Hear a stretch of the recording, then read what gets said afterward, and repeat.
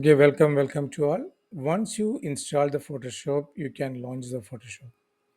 Once it is launched, then you need to do the first thing you need to do edit preferences, and you can go to here general.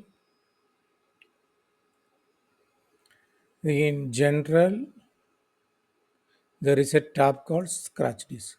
Okay, what is mean by scratch disk? You know that the Photoshop is a heavy built tool. This lead lot of RAM requirement is there.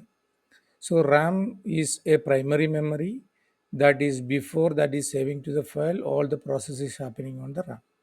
So your memory is only 8 GB but or 16 GB. That is not enough for Photoshop.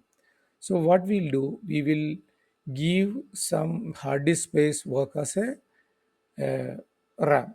For that, you need to understand in your computer which drive is more free.